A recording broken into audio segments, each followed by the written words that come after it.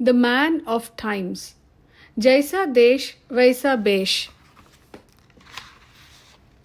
When we take a panoramic view of human history, we perceive the vague outline of an underlying pattern of man's destiny with its warnings and its hopes.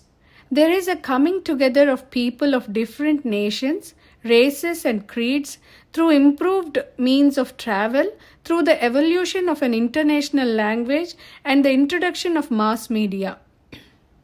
This brings about conflict and rivalry owing to the predominantly primitive traits of mankind.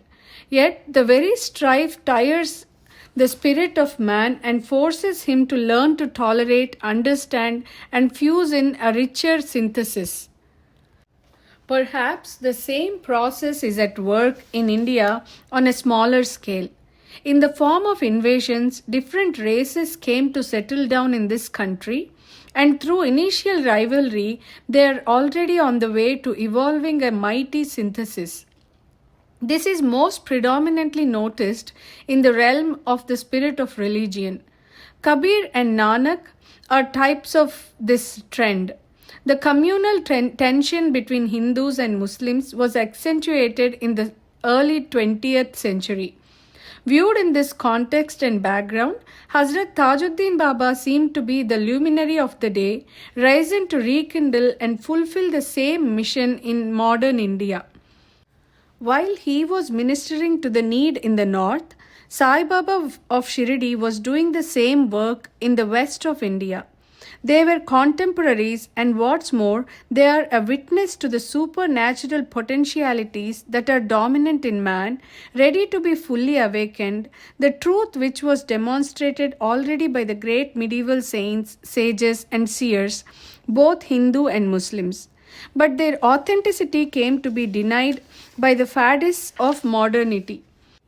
Viewed in the context of the foregoing paragraph, Baba Tajuddin's glorious mission assumes a dimension which is far superior to the narrow concept of personal salvation devoid of any wider humanistic significance.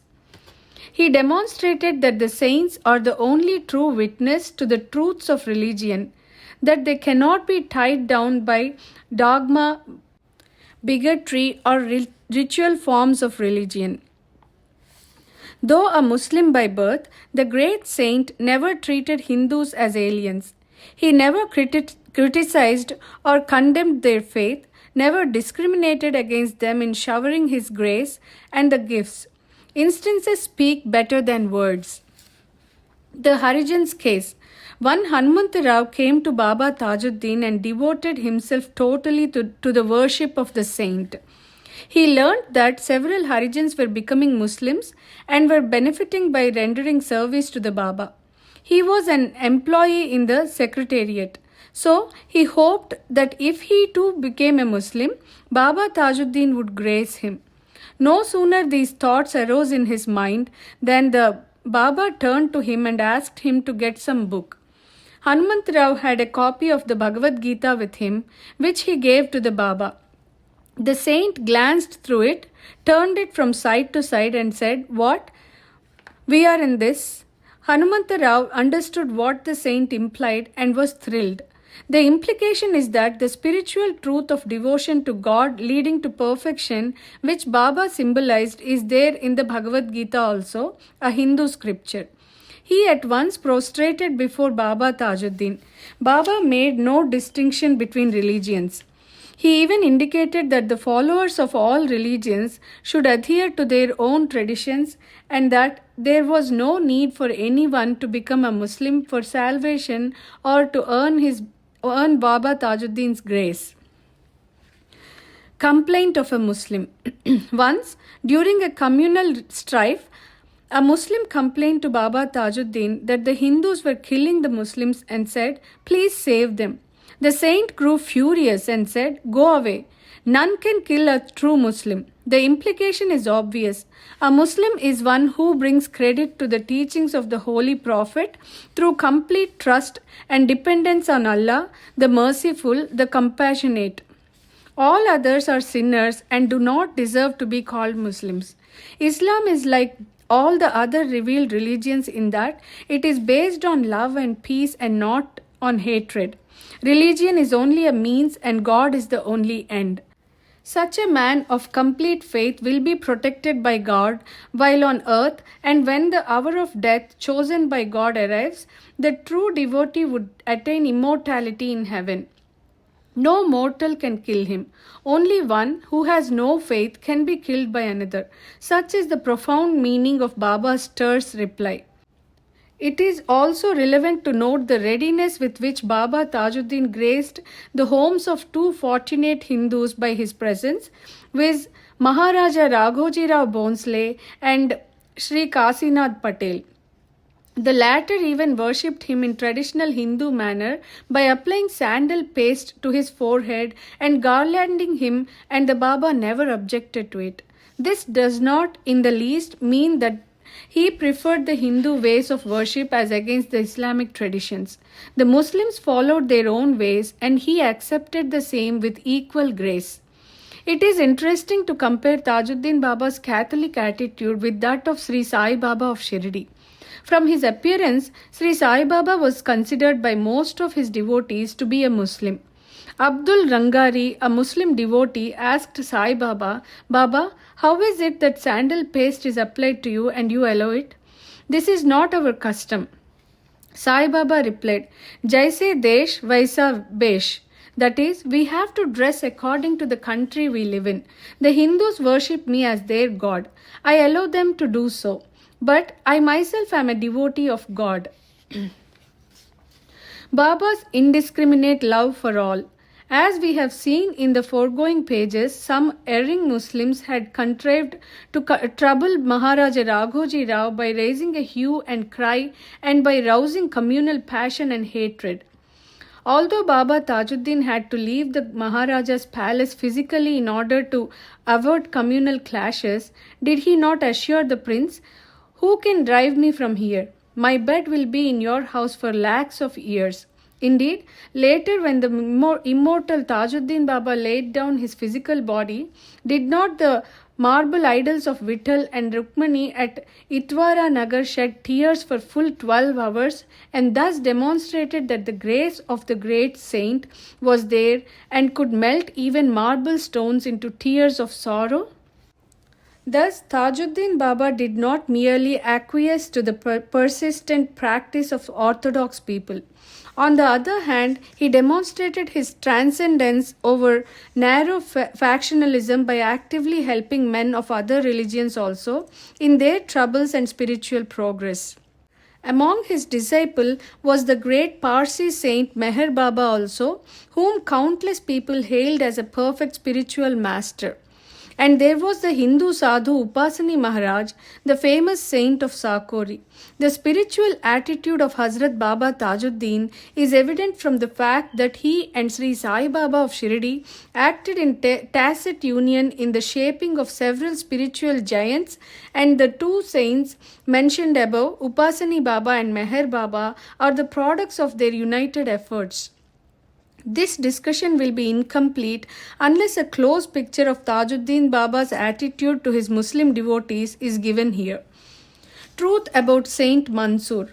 One Sarfaraz Husani was a very intimate visitor of Hazrat Tajudeen Baba. He could, therefore, ask him questions much more freely than others. On one day he asked, "Huzur, what is the truth about Sufi Saint Mansoor, who was crucified for declaring Anal Haq, I am God? Is he recognized as a great saint?" Baba Tajudeen replied, "Yes, son, he is a great saint. But he was a child. He opened his fist too soon."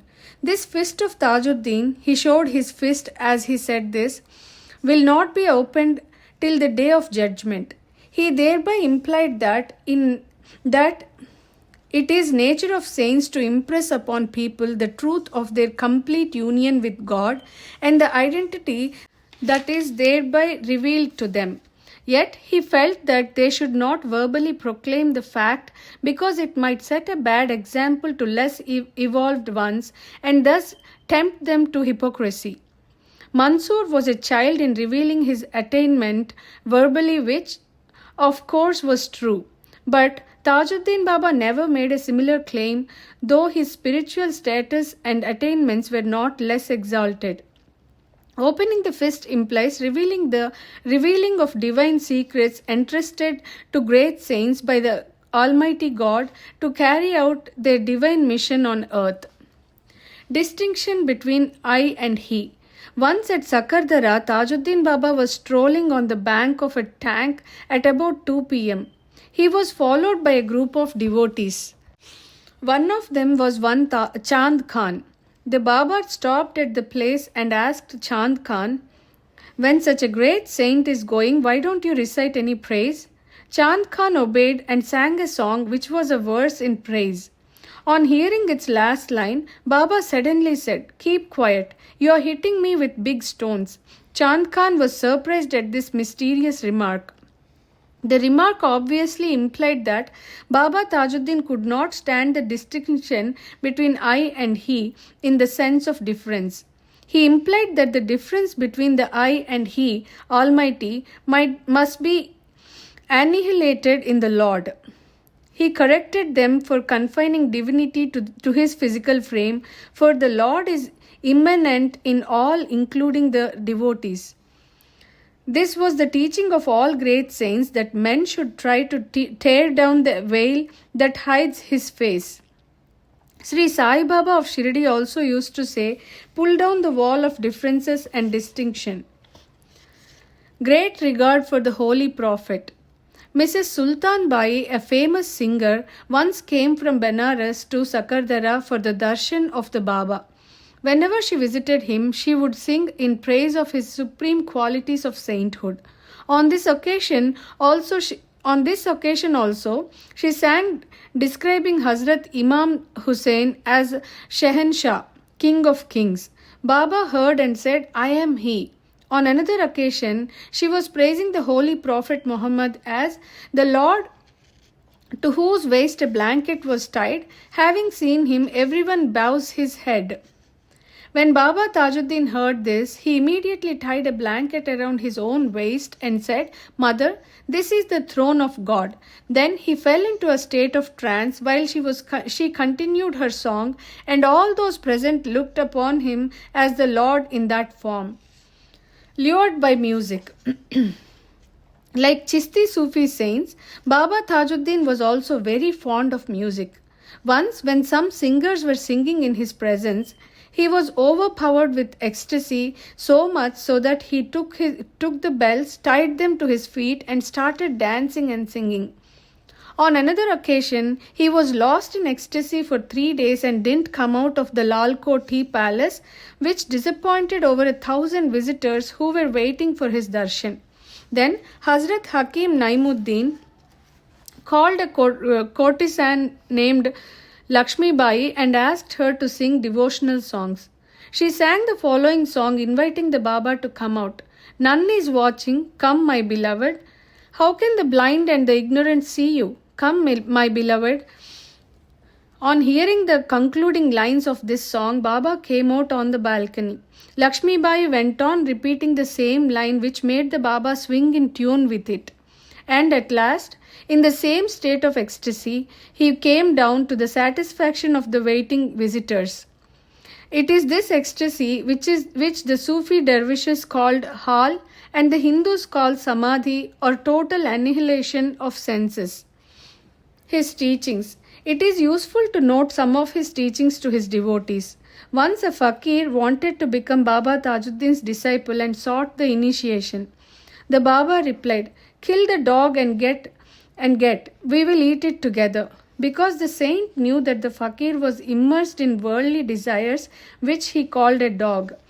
The Holy Prophet Muhammad made the same comparison. This world is like a corpse and dogs only search for it. The Holy Quran also says, "One who searches for the world is a woman. One who searches for destruction is a eunuch. But the one who searches for God is the only man." The Baba evidently advised the fakir to kill his desires so that he might get his real reward. Another seeker complained before the Baba, Master, my mind is caught up in duality. He replied, it is because the six wicked ones have taken shelter in your heart. Loneliness is needed to be free of them. On another occasion, Baba clarified that solitude does not lie in the forests, but even while being in the world, the mind should be alone, aloof of all worldly enticements. To another devotee who made the same complaint, the Baba said, free the captive pigeons, which implied that his desires, like the captive pigeons, are making noise in his heart, and that driving them out is the only way to leave the heart quiet and clear, as expressed in these lines. Do your duties eating your food. Virakti is not withdrawing from duty. Keep away those things that keep your thoughts away from the Lord. That is Virakti.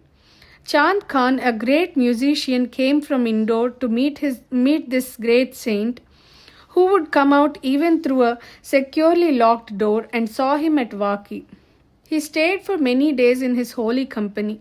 One day, Baba, who was sweeping the whole place himself, asked Chand Khan to do likewise and said, I am with you. Henceforth, Chand Khan used to sweep the dargah. Once the saint noticed by his intuitive power that Chand Khan was eager to earn money by singing. He warned him not to do so. Music is a wonderful means to experience divine bliss and not to earn one's livelihood. His justice. Once a certain Nawab came to seek Baba Tajudeen's blessing in the success of his litigation concerning his 18 lakh rupees worth of property. One day the Baba was going out in his couch, and there was a Harijan eating rotis, Indian bread, from an old cloth on his head. He advanced towards the Baba to pay his homage. Baba Tajudeen got down from his couch, took the rotis from the Harijan, sat down under a tamarind tree, and started eating them. He divided one roti into two parts and gave one piece to the Nawab who was with him, and said, if you take too much, you will have motions. He then asked for beedis, a cheap Indian smoke made with leaf and tobacco, and the Nawab offered the same. At the same time, the Nawab placed his legal document before Baba for his blessing. The saint kept the burning beedi upon the papers and said, this is our seal. The Nawab later learned that the property had to be divided like the Baba's roti. The Baba warned, don't take what is not yours.